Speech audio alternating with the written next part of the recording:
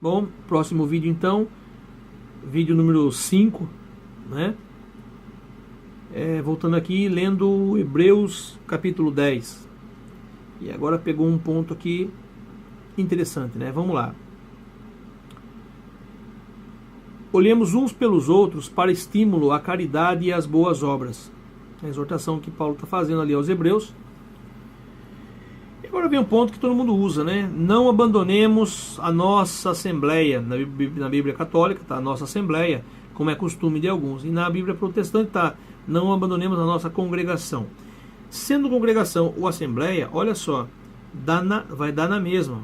Uma assembleia é um grupo de pessoas, é uma assembleia, é um povo, né? E uma congregação é um grupo de pessoas que estão ali congregados também. Um grupo de pessoas agregados, congregados, entendeu? Engrenados, vai dar tudo na mesa. É um grupo de pessoas. Então, o sentido é o mesmo. Muda as palavras, mas as duas têm o mesmo significado, o mesmo sentido. Não abandonemos a nossa assembleia, como é costume de alguns, mas admoestemo-nos mutuamente, e tanto mais quando vedes aproximar-se o grande dia. Paulo falou até agora sobre o Messias, sobre não fazer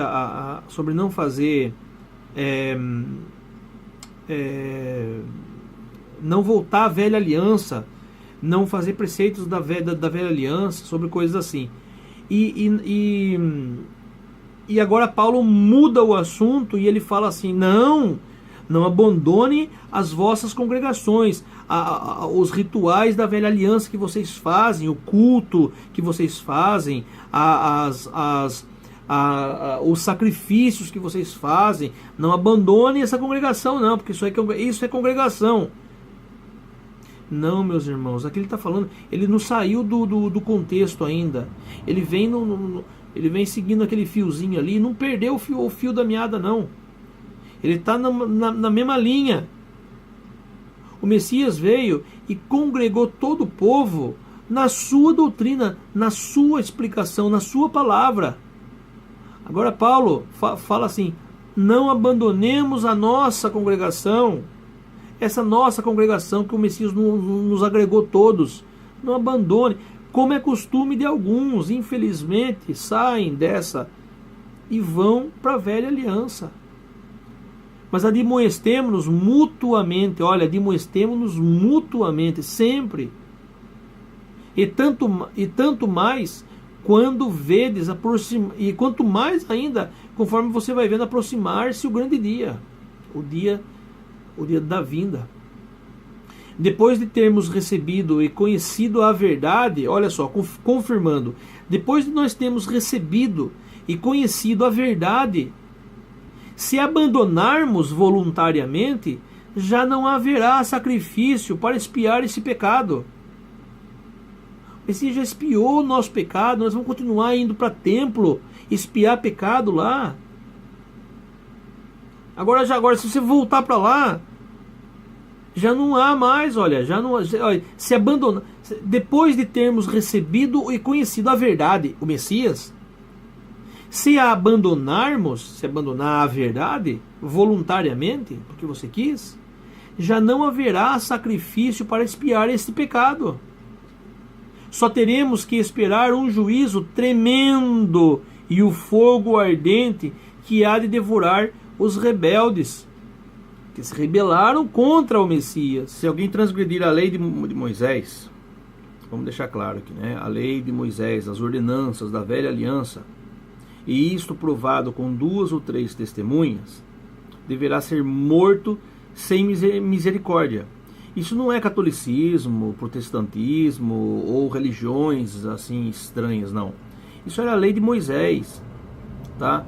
Para os protestantes, né? Não é evangélicos, pentecostais, sei lá o quê. Às vezes pode não parecer muito estranho, porque eles leem, pelo menos eles leem um pouco, embora não entendem nada, mas leem um pouco, entendem alguma coisa, né? Então sabe da história, pelo menos conhece a história, né? História de Moisés, história de Jacó, de Abraão, a história da velha aliança, dos reis, né? Conhece a história, os profetas.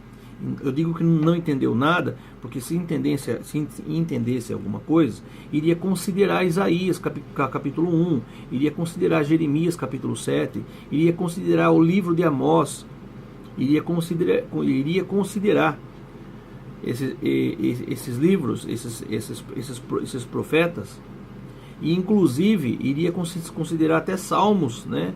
Na parte que Davi está lá, que o pai está profetizando pela boca de Davi mesmo, sobre a morte do Messias pelos religiosos.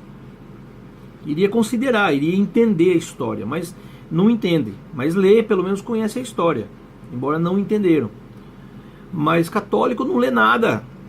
Eu sei porque minha vida toda fui católico e eu não entendia nada. Só repetia o que falavam. Cego. Eu cego. Cego, e ainda vou dizer mais, eu como músico, tocava lá, eu ainda era fanático. Além de cego, eu era fanático. Pense num católico fervoroso, fanático e cego. Cego, surdo e mudo. Só sabia falar, só sabia repetir o que me falavam. Sem conhecer nada, sem ler as escrituras, sem ler a Bíblia, sem ler nada. Li ali 3, 4 versículos que me mandavam, né? Então, lendo agora, nós estamos lendo o livro de Hebreus. Eu pensei que eu ia parar no capítulo 10, não vou parar não. Eu vou continuar aqui. Se você quiser parar, né, não tem paciência para ler tudo, para ouvir e para acompanhar todo o livro, a história toda, pare, a consciência é sua. Eu não mando, né? Tanto é que eu não mandei ninguém entrar no canal, não mandei ninguém vir aqui, não mandei ninguém. Eu apenas divulgo, estou lendo as escrituras, eu não estou falando de futebol, não estou falando de novela, não estou falando de coisas do mundo, eu não estou falando do que eu acho, eu acho que é isso. Eu estou falando do que está escrito. Isso ofende você. Eu leio as escrituras, que são palavras inspiradas pelo próprio Pai, pelo próprio Criador, palavras escritas pela inspiração do próprio Espírito do Pai. Isso daí te insulta a ponto de você excluir eu como seu amigo, seja aqui do canal, ou seja do Facebook, como alguns já me excluíram. Primeiro me xingaram, depois me excluíram. Ofende. Como Paulo disse lá: acaso eu me faço vosso inimigo te falando a verdade? E eu não estou falando palavras minhas, ou que eu estou inspirado para falar para você. Eu estou lendo as escrituras de palavras que já foram inspiradas já no passado. E que tenho certeza que muito poucas pessoas leram. Muito poucas pessoas. Então, vamos continuar aqui. Então, se alguém transgredir a lei de Moisés, se você não conhece, vai conhecer. Eu não vou ler agora aqui Êxodo, Números e Levítico e Deuteronômio, porque o assunto aqui é outro. Então, vai conhecer a lei de Moisés, e isto provado quando quem transgredir, e sendo provado por 2 ou 3 testemunhas, deverá ser morto sem misericórdia. Essa era a lei. Quanto pior castigo julgais que merece quem calcar os pés do filho. Quanto pior castigo, veja bem, se na lei era assim, morto sem misericórdia, então quanto pior castigo julgais que merece quem calcar aos pés o filho do Criador, o filho do Pai eterno, profanar o sangue da aliança em que foi santificado, e ultrajar o Espírito Santo, o autor da graça, o próprio autor da graça, que nos proporcionou. Quem que é o autor da graça? O Espírito Santo, ou seja, o Pai, o Criador, que é Espírito, não é? O Messias, o homem que é a palavra do Pai que se fez Espírito. 1 de João, capítulo 1 mesmo, versículo 1, depois pula e pro 7 que confirma: e o Verbo se fez carne e habitou entre nós.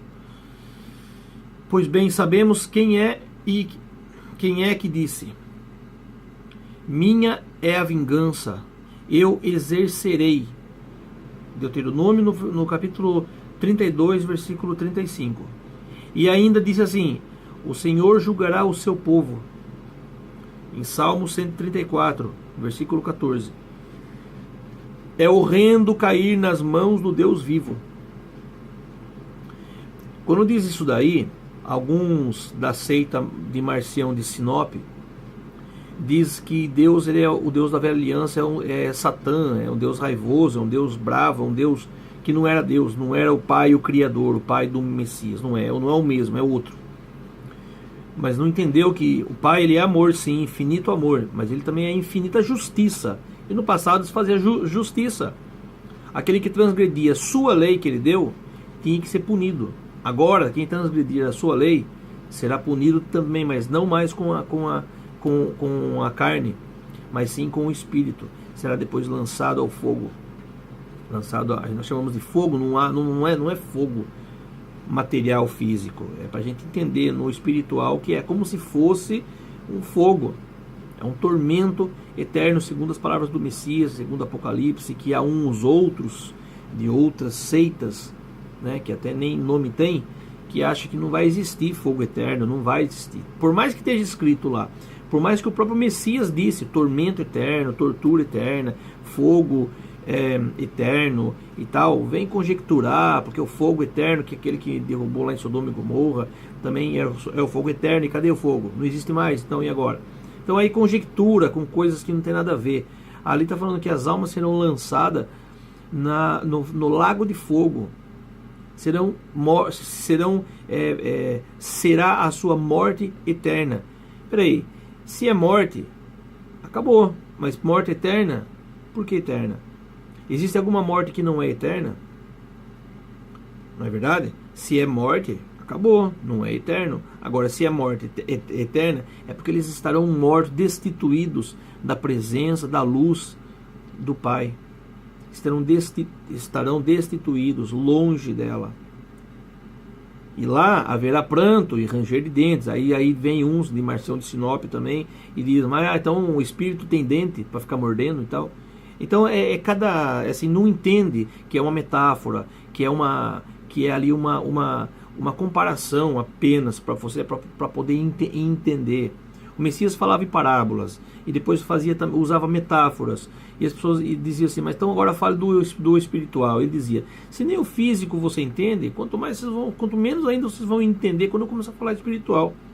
Por isso, deixa eu falar das coisas físicas que vocês entendem, um pouquinho, para vocês terem uma ligação depois com o mundo espiritual, para ter uma ideia do que pode ser. Então não é fogo, gente, não é fogo. Pega um isqueiro, assim, um fósforo, risca, bota fogo na carne e começa a queimar a carne. Se você largar a mão, vai virar cinza, vai virar pó, vai acabar aquilo ali, tirando a dor que você vai sentir. Então não é o fogo físico, porque se você soprar com força, o fogo apaga. Lá não é fogo, mas para dar um entendimento para a pessoa, o quanto se será tortuoso, uma tortura imensa, tremenda, coisas que o homem jamais imaginou. É a tortura de estar longe, destituídos da graça, da presença do Pai. Então é comparado ao fogo que queima, entendeu? Então lá haverá sim o pranto, o ranger de dentes, seria a tristeza, a desolação, a inconformidade de estar longe, de ser destituído da presença do Pai. Por quê? Porque transgrediu a sua lei aqui na terra. A lei do quê? Do amor ao próximo.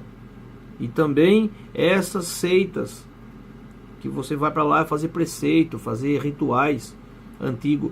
Na verdade, nem chega a ser o ponto daquilo ser uma coisa satânica, daquilo ser feito ali, idolatria. Não, nem chega a esse ponto. O ponto principal é você negar, está aqui em Hebreus escrito certinho, você negar, profanar o sangue do Messias, negar a sua salvação. Você nega a sua salvação. O Messias veio na terra e morreu por você, te libertou da velha aliança, dos rituais, dos templos, dos rituais. Olha, rito Na missa tem um papel escrito assim, rito do dia, ritual. Será que você não percebe isso? Eu não percebia, eu li isso aí também e eu não percebia. Mas agora lendo junto com você o livro de Hebreus, você tem que perceber isso daí. Vamos continuar. Porque são palavras minhas, né? E o que eu acho não vale nada. Eu falo para mim mesmo, o que eu acho não vale nada. O que vale é o que está escrito. Então vamos ler. Vamos lá. É horrendo cair nas mãos do Deus vivo. Aquele que transgride a sua lei. Porque aquele que permanece fiel, firme à sua palavra, que ama o seu próximo, como ele ordenou que nós façamos, esse daí não é horrendo, é cair nas suas mãos. É uma graça cair nas mãos dele. Ele honra a sua fé e a sua compaixão e o seu perdão e amor ao seu semelhante. Porque ele habita no seu semelhante, assim como habita em você. Deve respeitar porque ele habita em cada um. Lembrai-vos dos dias de outrora, logo que fostes iluminados, quão longas e dolorosas lutas sustentastes. Seja tornando-vos alvo de toda espécie de opróbrios e humilhações. Seja tomando moralmente parte dos sofrimentos daqueles que os tiveram que suportar. Deu para entender aqui ou não? Seja tornando-vos alvo de toda espécie de opróbrios e humilhações. Seja... o Messias disse assim lá em Mateus: todo aquele que tentar salvar a sua vida, perdê-la-á. Mas todo aquele que perder a sua vida em pró do Pai, do Criador, de suas palavras, este daí herdará a vida eterna. Então aqui Paulo sustenta, certo? Ele sustenta aqui, ó, seja tornando-vos alvo de toda espécie de opróbrios e humilhações, seja tomando moralmente parte dos sofrimentos daqueles que os tiveram que suportar. Não só vos compadecestes dos encarcerados, mas aceitastes com alegria a confiscação dos vossos bens, pela certeza de possuirdes riquezas muito melhores e imperecíveis. Não percais esta convicção. Aqui está vinculado. Aqui eu tenho que parar, porque Paulo, quando foi chamado, ele disse depois assim: tudo que eu adquiri na lei, porque Paulo fazia parte da lei, né? E a lei mandava matar as pessoas que transgrediam a lei deles. Então aqueles que o Messias, como transgrediu a lei deles, porque operou milagres no sábado, não podia trabalhar no sábado, não podia fazer nada no sábado, e ele operou milagre no sábado também, além de outras coisas mais, né? Não é o caso agora de estar falando tudo aquilo que o Messias fez, que transgrediu a lei dos fariseus, né, que eles estavam habituados ali, mas sim que Paulo disse a mesma coisa, disse assim: eu quando tudo que eu adquiri estando debaixo da lei, eu reputo como esterco, como porcaria, como nada. Eu reputo isso aí como nada, porque tudo que os bens que eu adquiri depois que eu conheci o Messias, estes sim são os verdadeiros bens. E tudo que eu adquiri na lei, debaixo da lei, estando debaixo da lei, eu reputo como esterco. Então aqui é a mesma coisa.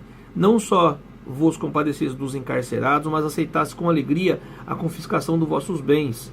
Aceita com alegria os vossos bens que foi confiscado, que você perdeu, pela certeza de possuirdes riquezas muito melhores e imperecíveis, ou seja, que não perece, que não estraga. Não percais esta convicção. Aqui está vinculada uma grande recompensa, pois vos é necessária a perseverança para fazerdes a vontade do Pai e alcançardes os bens prometidos. Ainda um pouco de tempo, sem dúvida, bem pouco, e o que há de vir virá e não tardará. Meu justo viverá da fé. Porém, se ele desfalecer, meu coração já não se agradará dele. Isso está lá em Abacuque, no capítulo 2, versículo 3. Meu justo viverá pela fé, da fé. Porém, se ele desfalecer, meu coração já não se agradará dele. Um outro dia nós vamos falar sobre viver da fé e viver das obras. As pessoas confundem obras da lei com obras ao próximo, com caridade. E confundem a fé e confundem a fé. Junto com isso, com esses dois, confundem a fé. Tá? Viverá da fé no Pai. E se vive da fé, da crença no Pai, e o Pai diz sobre amar, respeitar o seu semelhante, você faz as obras da fé, que é amar e respeitar o seu semelhante. Quais são as obras da fé?